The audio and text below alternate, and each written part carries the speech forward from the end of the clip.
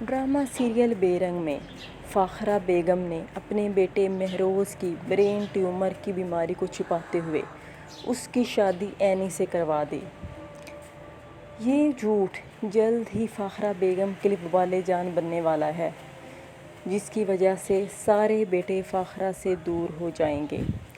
جب اینی کی بہن ایمل کو مہروز کی بیماری پتہ چلتا ہے تو وہ بہت پریشان ہو جاتی ہے۔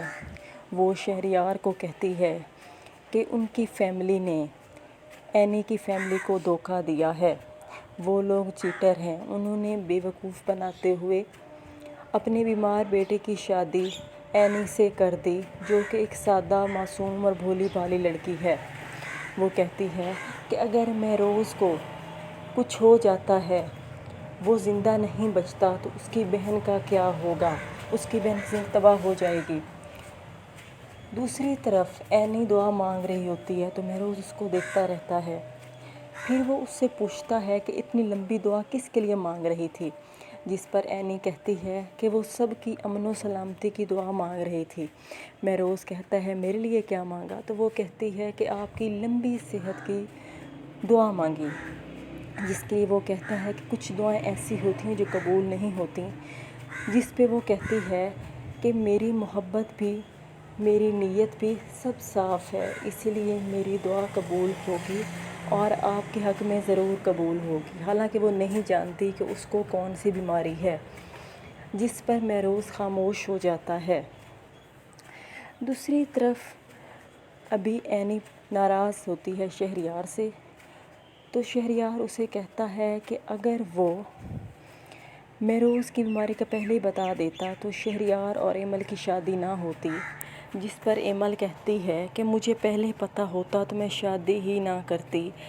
اب میں خود کو اپنی بہن کا مجرم سمجھ رہی ہوں، جس نے صرف اپنی محبت کے لیے اپنی بہن کی زندگی کو داؤ پر لگا دیا، جس پر شہریار اس سے معافی مانگتا ہے۔ وہ کہتا ہے تو وہ پہلے بتانا چاہتا تھا لیکن اس کی فیملی نے منع کیا تھا۔ وہ اس سے ہاتھ جوڑ کر معافی مانگتا ہے، لیکن ایمل اس کو معاف نہیں کرتی۔ ایمل کہتی ہے کہ وہ سب اس کے مجرم ہیں اور وہ خود کو اپنی بہن کا اور اس کی زندگی کے دشمن سمجھ رہی ہے، جس پر شہریار بار بار معافی مانگتا رہتا ہے۔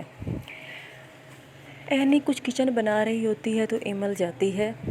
ایمل اس سے پوچھتی ہے کیا بنا رہی ہو، تو وہ کہتی ہے میں روز کے لیے کھانا بنا رہی ہوں۔ اس کی آنکھوں میں آنسو دیکھ کر اینی پوچھتی ہے کہ تمہیں کیا ہوا ہے، تو ایمل کہتی ہے کہ آنکھوں میں کچھ چلا گیا ہے۔ پھر وہ اس کو گلے لگا لیتی ہے، جس پر اینی حیران ہو جاتی ہے۔ وہ کہتی ہے کیا ہوا ہے، خیریت تو ہے، جس پر اینی کہتی ہے کہ مجھے امی ابو کی بہت یاد آ رہی تھی، جس کی وجہ سے میں نے تمہیں گلے لگا لیا۔ تو وہ کہتی ہے کہ اتنا ایموشنل کی ضرورت نہیں ہے، یہ بیٹی کو نصیب میں ہوتا ہے کہ انہوں نے اپنے ماں باپ کو چھوڑ کر جانا ہوتا ہے، اس پر اتنی ٹینشن لینے کی، اتنا پریشان ہونے کی ضرورت نہیں ہے، وہ ہمیشہ ہمارے دلوں میں ہے اور اللہ پاک ان کو لمبی صحت والی زندگی دے۔ جس پر ایمل خاموش ہو جاتی ہے اور اپنی بہن کی معصومیت پر خاموش ہو جاتی ہے۔ دوسری طرف فاخرہ بیگم کمرے میں بیٹھی ہوتی ہے تو شہریار آتا ہے۔ وہ اسے بتاتا ہے کہ ایمل کو سب پتہ چل گیا ہے اور وہ یہ سچ دوسروں کو بتا نہ دے۔ وہ کہتا ہے کہ وہ اس سے بات نہیں کر رہی، جس پر فاخرہ بیگم کہتی ہے کہ اس کو ٹینشن لینے کی ضرورت نہیں ہے، کیونکہ ایمل کسی کو کچھ نہیں بتائے گی، اور یہ شہریار پر ڈیپینڈ کرتا ہے کہ وہ ایمل کو کس طرح سے ہینڈل کرتا ہے۔ جس پر وہ کہتا ہے کہ وہ تو مجھ سے بات بھی نہیں کر رہی۔ تو فاخرہ بیگم کہتی ہے کہ اس کو ہینڈل کرنا تمہارا کام ہے، میں نے تو صرف اپنے بیٹے کی خوشی کے لیے ایک جھوٹ بولا، اور ہر ماں اپنے بچوں کی خوشی کے لیے کچھ نہ کچھ سیکریفائس کرتی ہے۔ اگر میں نے جھوٹ بول لیا تو میں نے کون سا گناہ کر لیا۔ تم جلدی سے ایمل کو سمجھاؤ تاکہ وہ یہ بات کسی اور کو بتا کے کوئی ہنگامہ نہ کھڑا کر لے۔ اس طرف جب مہروز کی اجازت ملتی ہے کہ وہ فارم ہاؤس جا سکتے ہیں تو وہ اس کی تیاری کر رہے ہوتے ہیں، جس پر اینی اسے کہتی ہے کہ اتنی تیاری کیا ضرورت ہے، آپ تو بچوں کی طرح تیاری کر رہے ہیں۔ تو مہروز کہتا ہے کہ میں پہلی بار کہیں جا رہا ہوں اور واقعی میں بہت ایکسائٹڈ ہوں۔ اتنے میں اس کی ماں داخل ہوتی ہے تو وہ کہتی ہے کہ میں بہت پریشان ہوں تمہارے لیے، تم اور کسی کو نہیں لے کر جا رہے تو تم ملازم بدر کو ہی لیتے جاؤ۔ جس پر مہروز کہتا ہے کہ حیرت کی بات ہے، آپ کہہ رہی ہیں کہ میں اپنے ہنی مون پر کسی کو لے کے جاؤں۔ جس پر اس کا بھائی عفان کہتا ہے کہ امی کا بس چلے تو وہ پورے محلے کو اکٹھا کر لیں اور اس کو تمہارے ساتھ بھیج دیں، یہ ہنی مون ہے۔ حیرانی کی بات ہے کہ امی اس بات کو سمجھ نہیں رہیں۔ جس پر فاخرہ بیگم کہتی ہے کہ وہ اپنے بیٹے کے لیے پریشان ہے، اور پھر وہ کہتی ہے کہ عینی تم میرے بیٹے کا خیال رکھنا، میرا بیٹا اللہ کے بعد تمہارے سپرد ہے۔ جس پر عینی کچھ بھی نہیں کہتی اور اتنی سادہ اور معصوم ہے کہ اسے پتہ نہیں چلتا کہ سب لوگ مہروز کا اتنا خیال کیوں رکھ رہے ہیں۔ پھر وہ عینی اور ایمل دونوں اپنی امی کال کرتی ہیں کہ وہ ان سے ملنے نہیں آئیں، جس پر ان کی امی کہتی ہیں کہ ان کے میاں کے فرینڈ کا ایکسیڈنٹ ہو گیا ہے، جس کی وجہ سے وہ نہیں آ سکتی، اگر وہ کہتی ہیں تو وہ اکیلی آ جاتی ہیں۔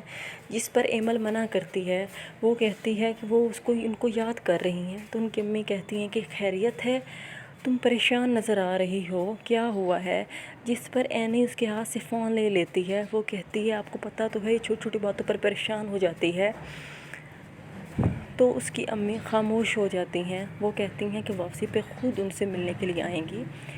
سب لوگ باہر جا رہے ہوتے ہیں تو فاخرہ بیگم اپنے بیٹے مہروز سے کہتی ہے کہ وہ اپنا خیال رکھے، اور پھر شہریار سے کہتی ہے کہ تمہاری ذمہ داری ہے کہ تم نے اس کا خیال رکھنا ہے، اس کو وقت وقت پر میڈیسن دینی ہے۔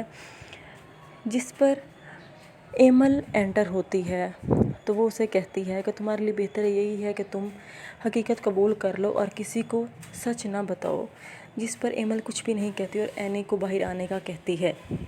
وہ سب فارم ہاؤس چلے جاتے ہیں تو فارم ہاؤس میں شہریار کو مہروز کی فکر ہوتی ہے، وہ مہروز کے پاس ہی کھڑا رہتا ہے تو مہروز کہتا ہے کہ آپ لوگ چلے جائیں، میں کوئی مر تو نہیں رہا، مجھے اکیلا چھوڑ دیں۔ جس پر شہریار سوری کہہ کے وہاں سے چلا جاتا ہے تو عینی بہت پریشان ہو جاتی ہے، جس پر مہروز کہتا ہے کہ سوری، مجھے مرنے والی بات نہیں کرنی چاہیے تھی۔ جس پر عینی کہتی ہے کہ آئندہ میرے سامنے اپنے مرنے کا ذکر نہیں کیجیے گا۔ اب نیکسٹ ہم یہی دیکھیں گے کہ فارم ہاؤس میں